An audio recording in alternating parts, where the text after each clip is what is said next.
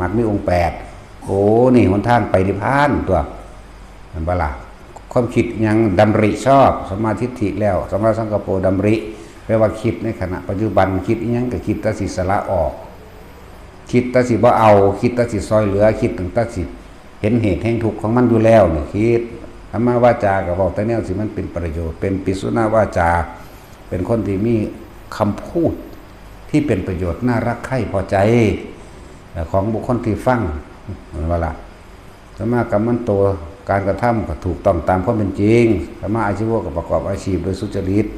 บ่แม่นสุจริตโลกเด้สุจริตธรรมเด้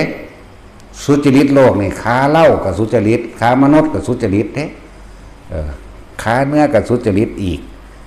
ค้าอาวุธกับสุจริตค้ายาพิษกับสุจริตเด้เข้าใจว่าล่ะ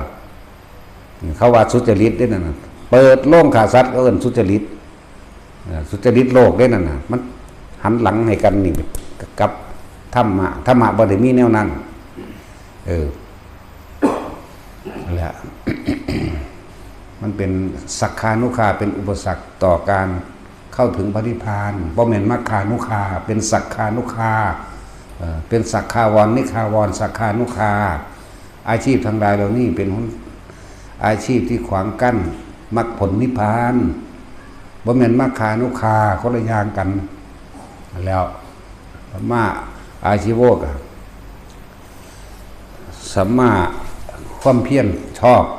ประกอบตามความเป็นจริงแบบนี้นั่นแล้วก็จะเป็นสัมมาสติระลึกทบทวนนั่นนี่หาเหตุผลกลไก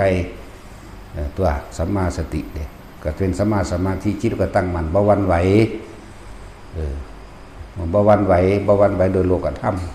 เพราะเข้าใจแล้วทุกคนเข้าใจว่าทุกอย่างเป็นอนิจจังเป็นทุกข์เป็นอนัตตาทุกอย่างไม่เกิดไม่ดับก็เลยบ่คอยเป็นคนคิดมากบ่เรื่องมากบ่ประสาทผู้ใดบอกอย่างตักแจ๊กข้ากูบ่ข้อขาดบาดตายกูก็บ่ทบบ่เถียงกูก็บ่ป้องกันโตแต่ว่าก็ป้องกันบางอย่างถ้ามันเสียหายชีวิตและทรัพย์สินคำพูดบางอย่างทำให้เสียทรัพย์สินก็ต้องป้องกันโตธรรมดา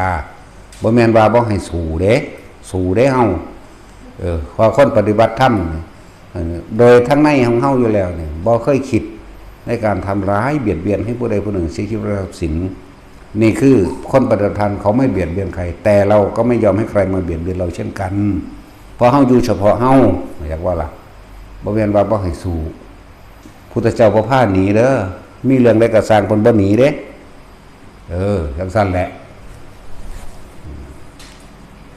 เขาด่าบ่ให้ใส่บาตรกินจะมานิเวกาจ้างคนด่าตะมุตะเว้นพวกพระภิกษุเหล่านั้นสิหนีพระอานนท์ส่วนหนีถ้าหนีไปเมืองนี้เธอถูกด่าเธอจะไปก็หนีไปอีกเธอจะหนีตลอดชีวิตจนตายนั่นบ่ล่ะเธอบ่คือบ่อยู่ล่ะต่อสู่การเวลาก็สิพิสูจน์ความจริงเองป่ะนั่นบ่ล่ะนั่นแหละธรรมะสติระลึกนึกว่าอันใดชอบอันใดบ่ชอบอันใดเป็นประโยชน์เป็นโทษควรและไม่ควรมันก็เป็นสมาธิจิตตั้งมั่นแล้วมันก็บ่หวั่นไหวกับโลกธรรมแหละสุขก็รู้ทุกข์ก็รู้สุขเพราะเราไปยึดทุกข์เพราะว่าเราไปยึดสุขเราจึงเป็นทุกข์ได้มาถ้าเรายึดไว้ก็ต้องมีความเสียไปอยู่แล้วเห็นบ่ล่ะได้ลาภถ้ายึดลาภมันก็ต้องเสื่อมลาภอยู่แล้วถ้าไม่ยึดอีหยังก็บ่มีอันใดเสื่อมอันใดเสียสรรเสริญและนินทาถ้าเฮาบ่ยึดคำสรรเสริญจากให้คนมักย่องเฮาบ่เอาเฮาบ่สนใจคำนินทาจะมาจากที่ไหนกันนั่นบ่ล่ะใช่แล้วคำนินทามาบ่ได้เพราะว่าเฮาบ่สนใจมันนั่นแหละมันก็บ่หวั่นไหวมันก็ประกอบชีวิตที่เหลืออยู่มันก็สร้างประโยชน์เท่านั้นเองเด้ล่ะ